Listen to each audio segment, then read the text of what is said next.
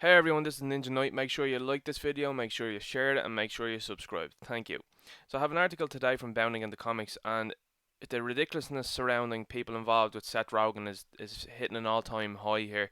And I've done a previous video on the Teenage Mutant Ninja Turtles and the comments he's made surrounding that. And it seems that everyone within the boys Amazon, I suppose, team seem to be woke SJW weirdos, which is really disappointing given how good season one was. And this is the nonsense we're going to have to put up with now for season two.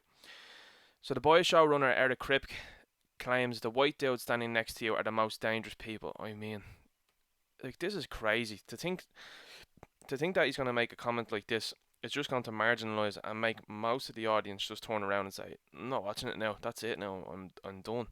So it's an incredibly stupid comment from him, and we'll go on to dissect it a little bit more here. So the boys showrunner Eric Kripke recently discussed the upcoming second season of the Amazon show based on Garth Ennis and Derek Robertson's comic series. Now, comments like this obviously make me quite concerned about what's going to happen with the Lord of the Rings from Amazon, because if the woke weirdos are allowed to do what they want here for a successful show in the boys, what are they going to do with the Lord of the Rings? And that's a very, very big question has to be asked at the moment, because again, we're hearing very little details on it at the moment, and when you hear things like this being openly said, it's not great. And with the comments that Rogan has made himself about hiring less white people and having less projects starting white people and targeting Christians as well too, seems like a bit of a trend. In an interview with Screen Rant, Kripke was asked, in season 2 there's the supervillain terrorists all over the world that have been activated by Homelander. However, you never really get the sense that they're more dangerous than their creators. Can you talk to me a little bit about that dynamic? He answered, yeah, it's a great question.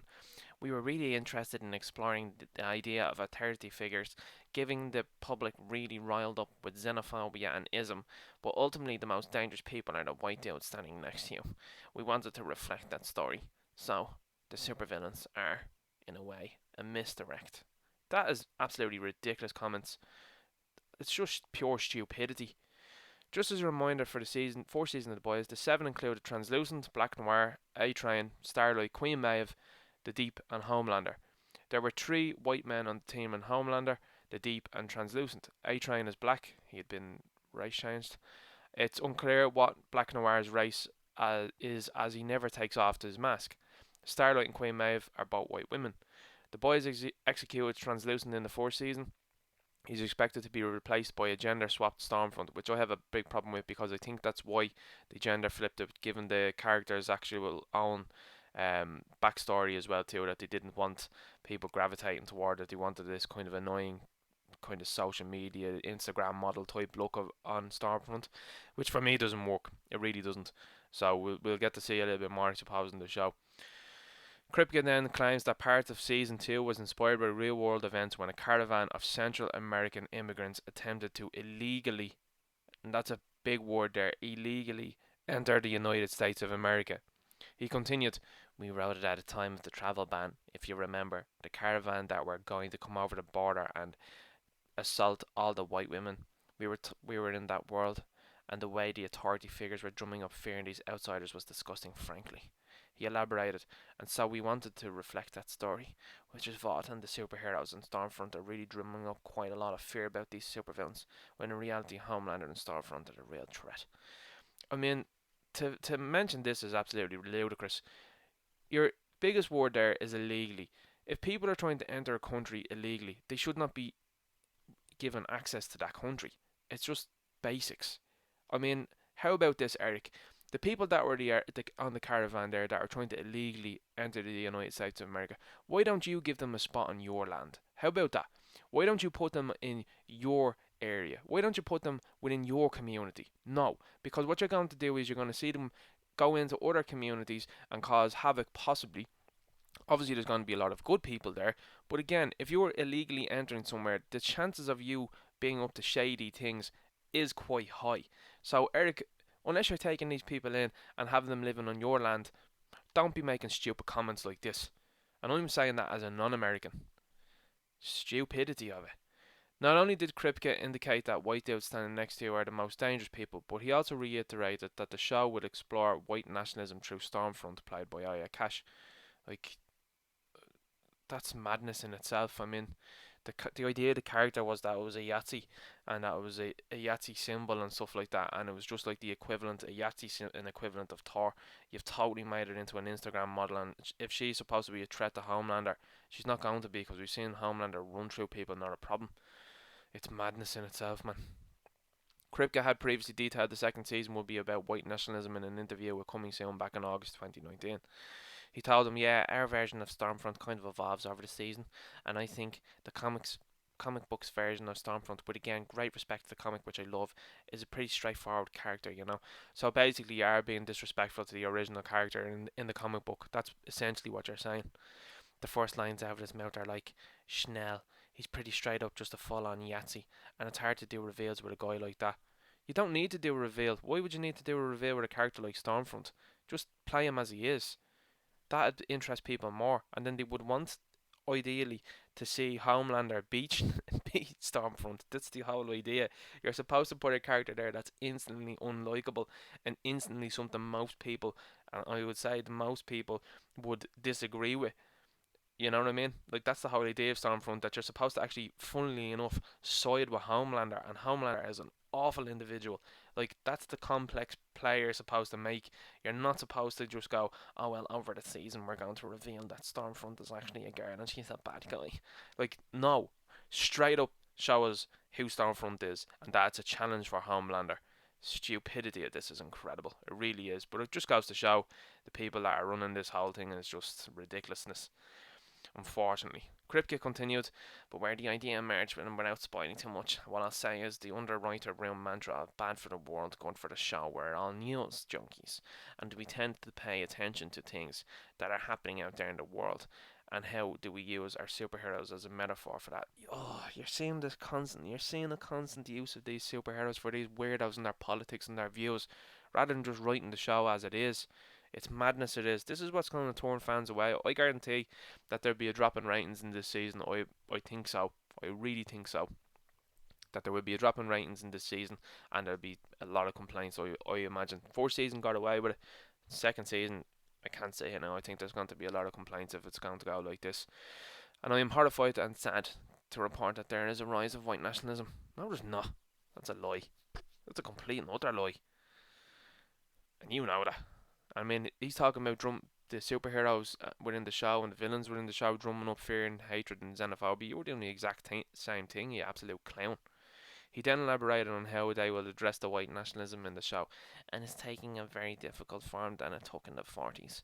It takes a very social media savvy trying to attract young men and women form, and so we really got interested in creating a character that represent that for us. And so I would say it's not the version in the book, but I would say they have the same rotten soul. So yeah, it's an Instagram model. You've just pretty much confirmed that it's an Instagram model with bad outlooks. This is not good. I mean, why not just have the character as they were? It's ridiculous. Speaking with Screen Rant, Kripke echoed those comments, responding to a question about Stormfront and what Aya Cash brings to the role. He would also explain why they decided to gender swap Stormfront. He stated, "First, Aya brings such a formidable intelligence and wit, and she's just so sharp and smart, and we really needed that." Yeah, but she's not going to bring a physical threat to Homelander, which is probably our biggest problem. And she looks a lot smaller than Queen Maeve as well too, so why would she even bother Queen Maeve? You know what I mean? The goal was to create Homelander's worst nightmare, which is a woman who wasn't afraid of him and proceeds to steal his spotlight. What? That's not Homelander's worst fear. That's totally against what he's about in the fourth season. His worst fear is the fact that he's not conceived normally, that he was an absolute lab experiment. His worst fear is going back and having to retread that. Are these people even watching the show? Like, that's the worst thing that the gaping black hole of insecurity would ever deal with. So that was the idea originally, or at the start, and why we gender flipped the character from the books, who was a man. Crip continued, and then she was our way to get into issues of white nationalism. See, you're seeing this totally cropping up again. Like, who's going to watch this now? People are not going to tune in for this. They're just going to go, "Yeah, not interested." Look, anyone who reads the books knows that this character really is, and we ultimately reveal it. Okay, so why would you do that then? Why would you reveal something that most people know, or even people that have a passing interest would know, or people that have now, since the fourth season, researched these characters? A lot of people do that. They go and research the book, they research the characters to find out little bits of information that they don't know, because the layoff between season 1 and season 2 has been so high. Most people know who the characters are, and by the time this comes out, people are going to go, that's not Stormfront. She has a very hateful ideology, but we were really interested in modernising it and how it's sort of often expressed today. Oh my god. Is he talking about the fact that she's not going to be a Yahtzee now? It's so bad. You might as well just have her say Orange Man. I support Orange Man, because that's what you want to be doing, even though Orange Man ain't bad. It's wrapped in a very savvy social media package, and a lot of these people come on as like disruptors. We're gonna be free thinkers about our hateful ideology. See, they don't like it's wrong thinkers as well too. Now, obviously, I disagree with everything that the Yahtzees did and think of, but I mean, you're seeing it here play by play, and so they come off in a kind of insidious way, but because they're attractive to young people until you dig a little deeper. And then you realise it's the same hate they've been peddling for 1,000 years, and we want to reflect that in the character, he elaborated. Yeah, it's the more you read about this, the more soul crushing it is, given how good season 1 was. The Boys will premiere its first 3 episodes on September 4th, with new episodes debuting every Friday until the finale on October 9th. The second season will have a total of 8 episodes.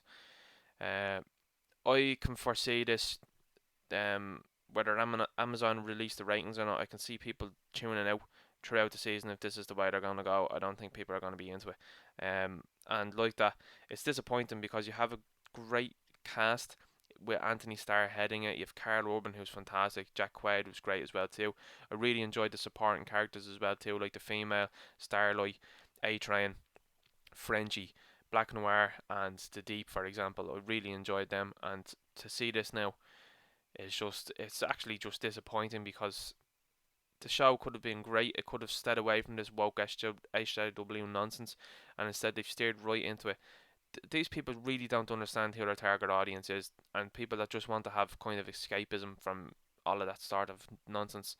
So using it as a euphemism and trying to taint white people with this brush, it's not great. And to be honest with you, I conceded ratings for this dropping. That's where I'm going to leave it for today. This is a disgusting piece, I think, in my opinion. Well, I mean, credit to Bounding into Comics for highlighting it, but it's disgusting to see people involved in the show like Seth Rogen and this guy coming out with ludicrous statements rather than keeping their mouth shut and saying nothing, and then people might figure out things for themselves. But these fellas, guys like this guy wants to make a name for himself and wants to be a star and wants to be getting more work. But I would actually, to be honest with you, I'd probably avoid anything that this guy has to do now anymore. It's despicable stuff and ridiculous. Anyway, I'm going to leave it there. Please like the video, share the video, subscribe to the channel, and I'll talk to you later. Good luck.